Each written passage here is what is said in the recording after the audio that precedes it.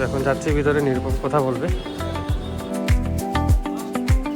তো আমরা লিফটে উঠবো, উঠার সময় কারেন্ট চলে গেছে।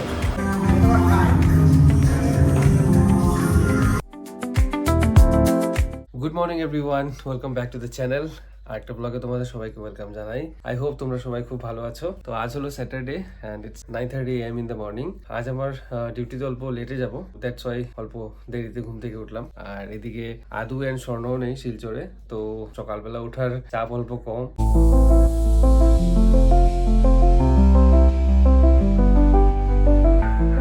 আজকে ব্রেকফাস্টে আছে হলো গিয়ে বয়েল চানা, এটা হলো গিয়ে চিড়ার পোলাও, আর এদিকে লাল চা এন্ড বিস্কিট।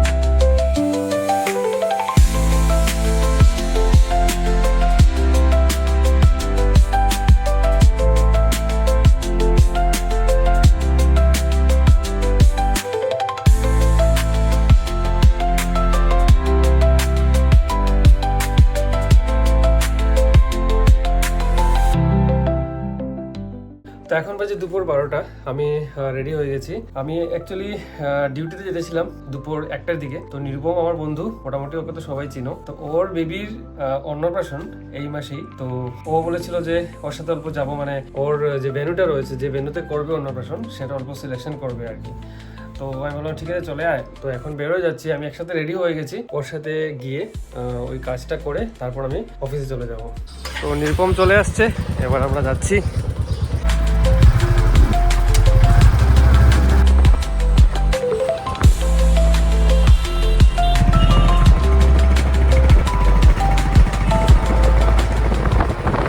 তো আমরা চলে এসেছি এই মন্দিরে, এটা তারাপুরে লোকেশনটা।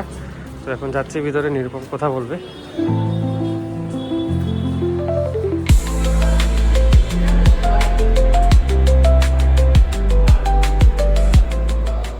তো আমাদের এখানে কাজ শেষ হয়ে গেছে, এখন নিরুপম আমাকে ড্রপ করে দিবে, আমি অফিসে চলে যাবো। আর কোথায় ঠিক করলাম, তারাপুরেই লোকেশন। ওটা যেদিন আমি অন্নপ্রাশনে আসবো ওই দিনটা তোমরা দেখতে পাবে।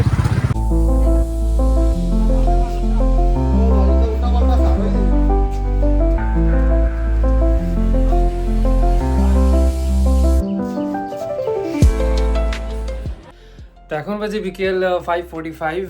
আমি মোটামুটি 3:30টার দিকে ঘুরে এসেছি ডিউটি থেকে। আর অ্যাকচুয়ালি তখন 1টা বাজছিল, 1টার সময় অল্প খেয়ে গেছিলাম। আর তাই মানে ডিউটি থেকে আসার পর আর মানে খাইনি আর কি, এমনিতেই শুয়েছিলাম। বাট এখন থেকে হঠাৎ খিদে লাগছে। মাকে বললাম যে আজকে হঠাৎ ইচ্ছে করছে দুধ চা খাওয়ার জন্য। তো বললাম একটু দুধ চা বানিয়ে দাও আর রুটি বানিয়ে দেবো। তো এদিকে হচ্ছে দুধ চা, আর এটা রুটি বানাইনি, এটা বোধহয় এটা সামথিং, এটাকে গোলা রুটি বলি। তোমরা কে কি বলো এক কমেন্টে জানাতে পারো।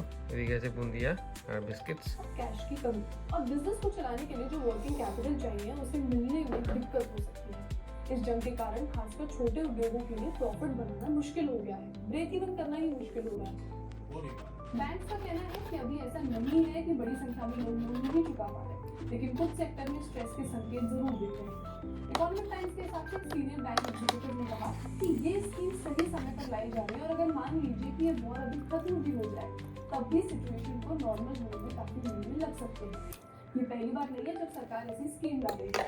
कोविड दौरान 2020 में सरकार ने ECLGS यानी। তো এখন বাজে বিকেল 7টা, আমি এসেছি জিমে।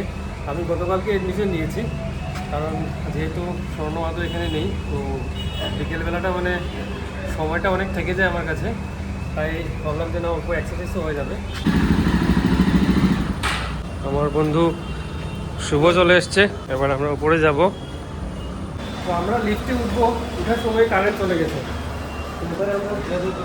সিঁড়ি দিয়ে হেঁটে হেঁটে যাচ্ছি। হ্যাঁ,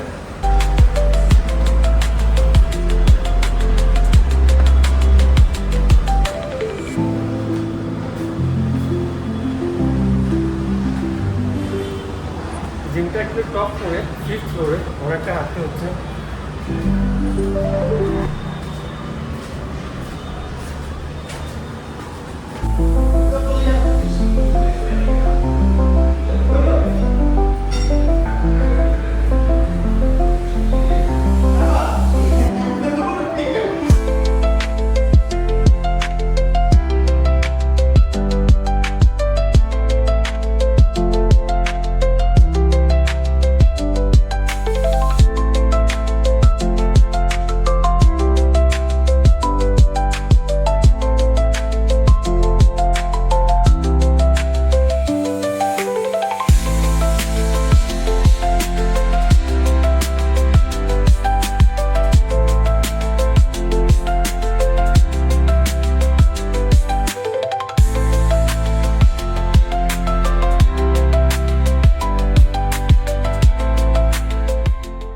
এখন বাজে রাত 9:10, আমি জাস্ট ঘরে এসে ঢুকলাম। জিম থেকে অল্প গ্রসারি শপে গিয়েছিলাম, তাই অল্প লেট হয়ে গেল।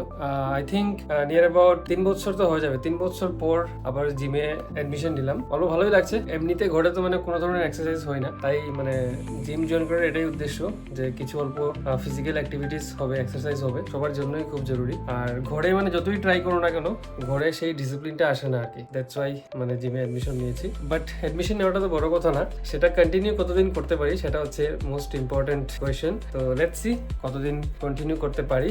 Anyways, see you in next blog. Till then, take care, bye by.